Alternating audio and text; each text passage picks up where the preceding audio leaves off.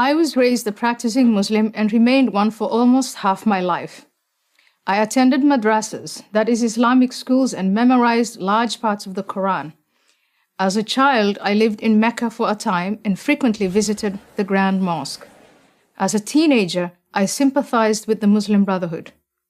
At 22, while my family was living in Kenya, my father arranged my marriage to a member of our family clan, a man that I had never met. I ran away, made my way to Holland, studied there, and eventually was elected a member of the Dutch Parliament.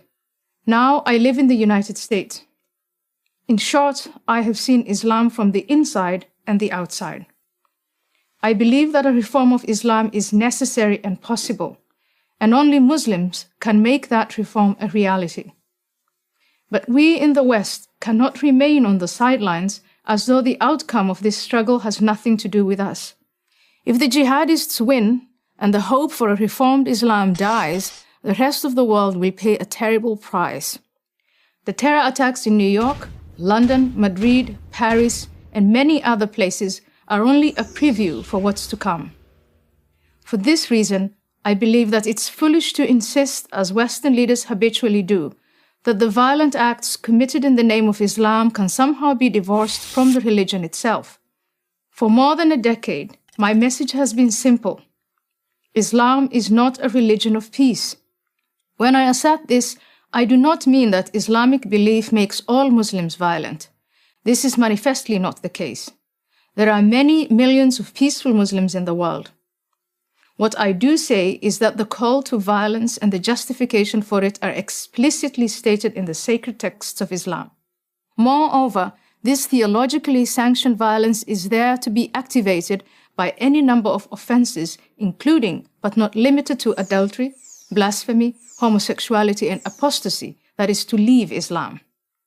Those who tolerate this intolerance do so at their peril.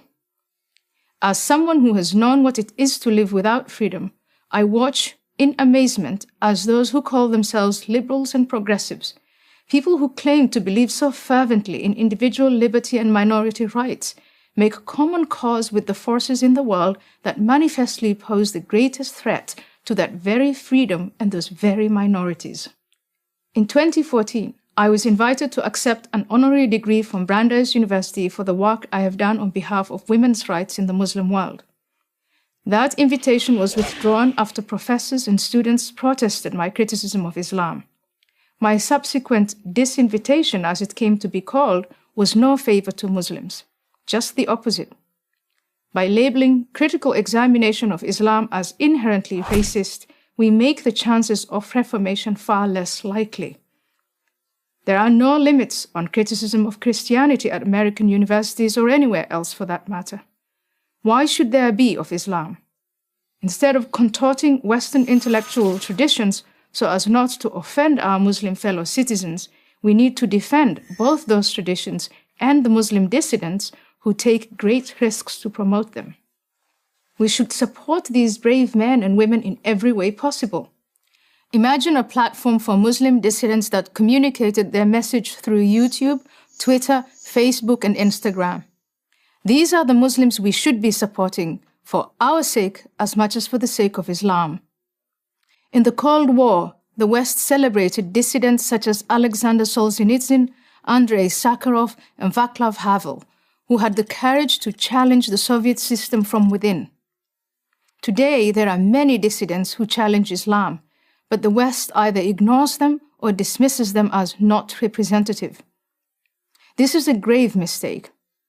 Reformers such as Tawfiq Hamid, Asra Nomani, and Zuhid Jasser, and many others must be supported and protected. They should be as well known as Solzhenitsyn, Sakharov, and Havel were in the 1980s. If we do in fact support political, social, and religious freedom, then we cannot in good conscience give Islam a free pass on the grounds of multicultural sensitivity. We need to say to Muslims living in the West, if you want to live in our societies, to share in the material benefits, then you need to accept that our freedoms are not optional. Islam is at a crossroads of reformation or self-destruction. But so is the West. I'm Ayaan Hirsi Ali of Harvard University for Prager University. To subscribe to our YouTube channel, click here. To help keep our videos free, donate here.